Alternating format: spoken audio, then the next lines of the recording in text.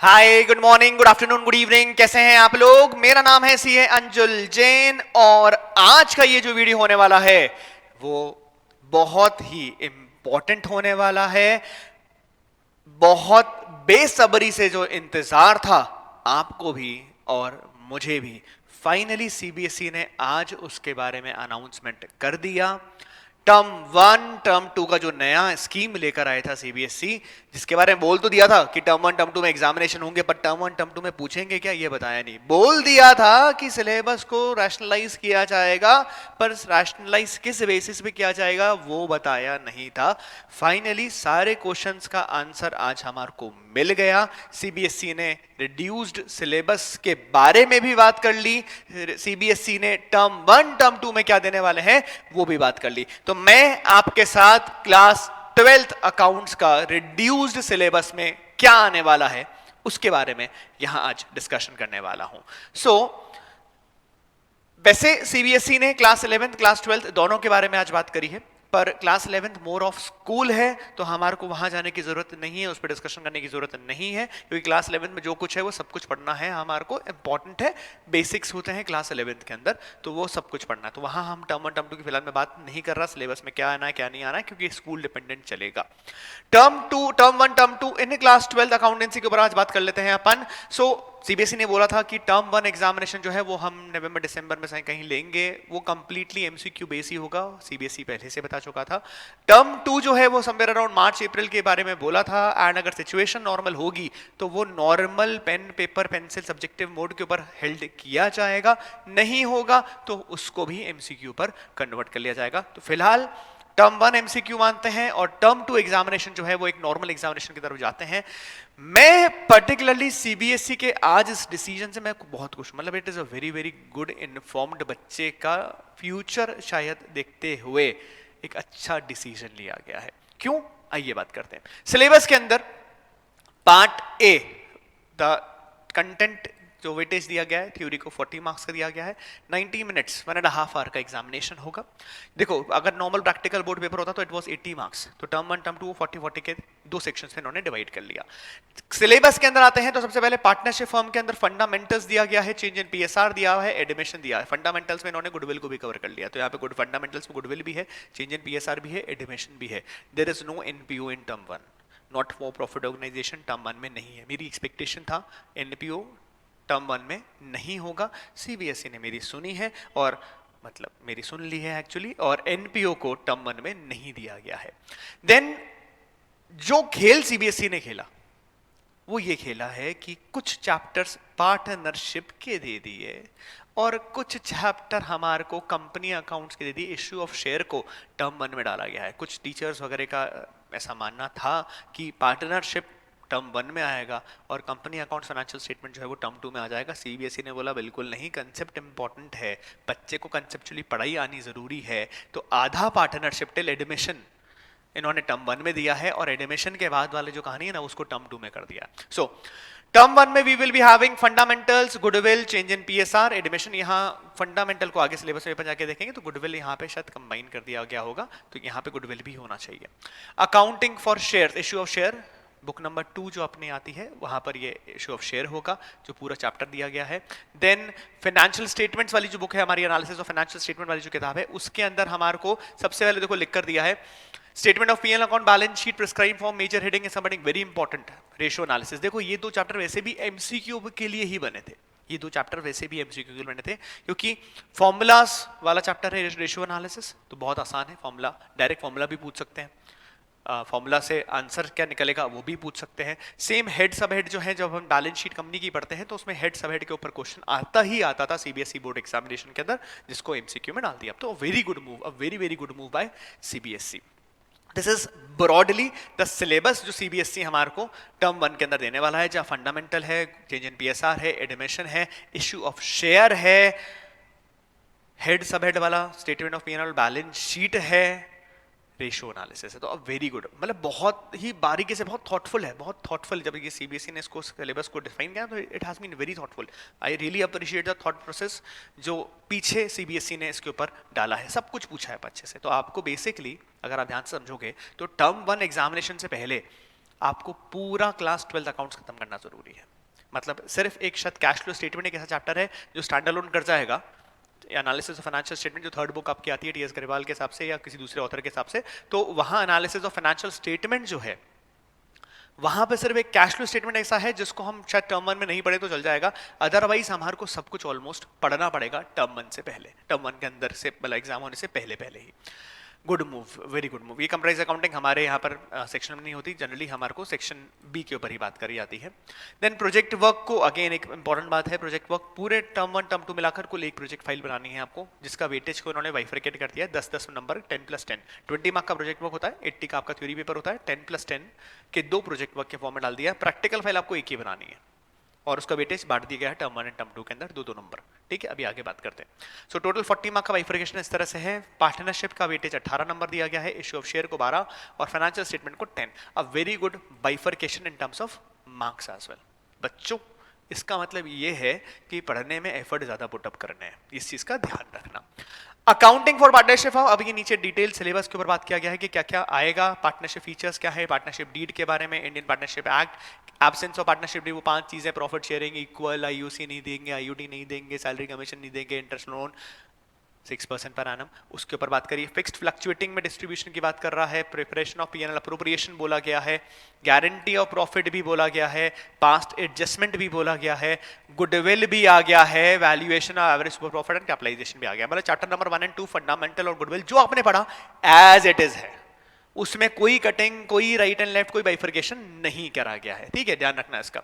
सो फिर नीचे बोला है नोट के अंदर interest on loan is to be treated as charging instead of, हम तो ऐसे ही मानते हैं। Goodwill is to be adjusted to partners capital account और current account, raising and writing off goodwill को एक्सक्लूड करा गया, ध्यान रखना। वैल्यूड गुडविल को ट्रीट करने के 2 तरीके होते हैं, तो यहाँ रेजिंग राइटिंग ऑफ को उन्होंने बोल दिया कि हम उस पर क्वेश्चन नहीं पूछेंगे, तो बाय डिफॉल्ट वैल्यूड गुडविल का आपको एडजस्टमेंट करना रहेगा, gaining partner capital account debit to sacrificing partner capital account, ध्यान रखना इस चीज का।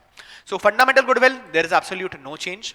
देन रिकॉन्स्टिट्यूशन ऑफ फर्म के अंदर अगर हम जाते हैं तो change in PSR, profit sharing ratio के अंदर among the existing partners sacrificing ratio निकालना, गेनिंग रेशियो निकालना, अकाउंटिंग फॉर रिवैल्यूएशन असेट का लायबिलिटी करना, रिवैल्यूएशन करना, प्रॉफिट्स रिजर्व्स का treatment, preparation of revaluation account and balance sheet. तो इंपॉर्टेंट बात यहां से निकल के आती है चेंज इन पीएसआर में से कि एडजस्टमेंट वाले जो क्वेश्चन थे चेंज इन पीएसआर में वो यहां नहीं डाले गए हैं, तो एडजस्टमेंट ऑफ कैपिटल वाले क्वेश्चन यहां नहीं डाले गए हैं, इस चीज का ध्यान रखना। बाकी as it is change in PSR will remain same. Admission of partner में effect of admission of partner, change in PSR, treatment of goodwill, treatment for revaluation, treatment of reserves, accumulated profit, फिर बस इतना ही बोला गया, इतना ही बोला गया admission में। मतलब अगेन यहां पर भी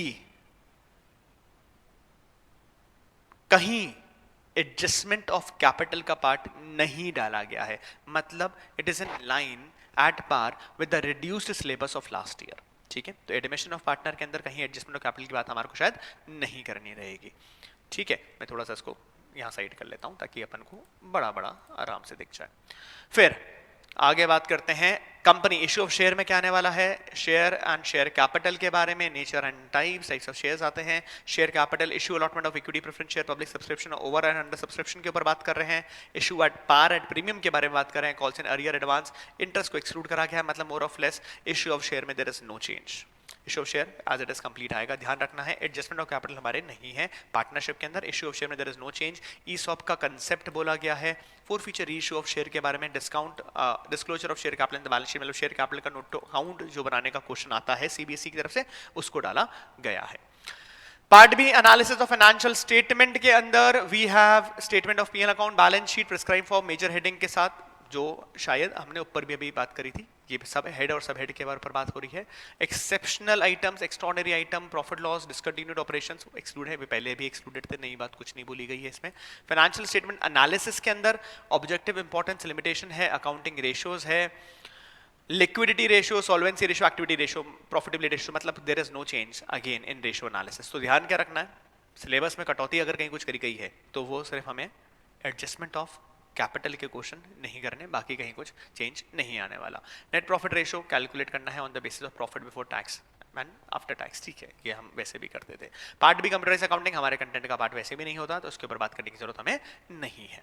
then coming to term two we have weightage of marks भी, डिस्ट्रीब्यूशन भी देख लेते हैं। हमारे पास accounting for not for profit organisation है. This is term 2. Okay, again this term 2 is of 40 marks. 80 marks का टोटल पेपर था. टर्म 1 टर्म 2 को 40 प्लस 40 के दो सेक्शन में बांटा गया है. एनपीओ है हमारे पास 10 मार्क्स का. रिटायरमेंट डेथ ऑफ पार्टनर है और dissolution of partnership of firms है. पार्टनरशिप के बाकी बचे हुए चैप्टर है. अब देखो, अगर आपने एडमिशन पढ़ना है तो रिटायरमेंट एंड डेथ आपको ऑटोमेटिकली आ जाता है, तो पढ़ना तो पड़ेगा ही पहले से ही. तो एडमिशन आ गया है तो ऑटोमेटिक रिटायरमेंट एंड डेथ भी आप आराम से कर सकते हो. डिसोल्यूशन पार्टनरशिप में फिर भी थोड़ा सा स्टैंड अलोन अलग चैप्टर है. डिवेंचर की अकाउंटिंग बोली गई है. अगेन लास्ट ईयर की तरह यहाँ पर भी सिर्फ, अभी नीचे अपन पढ़ लेंगे डिटेल सिलेबस में, सिर्फ इशू ऑफ डिवेंचर की बात करी गई है. रिडम्पशन ऑफ डिवेंचर अगेन इस साल लास्ट ईयर की तरह एक्सक्लूड करा गया है सिलेबस में से. तो there is only issue of debenture, there is NPO, then there is retirement death, then there is dissolution. 10 marks का एनपीओ डाला गया है. रिमेनिंग 12 मार्क पार्टनरशिप के दोनों चैप्टर्स को दिए गए हैं. डिवेंचर का वेटेज 8 मार्क्स है. बच्चे लोग 8 नंबर आसानी से स्कोर करने वाले चैप्टर में है. ठीक है, बहुत कम मेहनत से 8 नंबर आएंगे.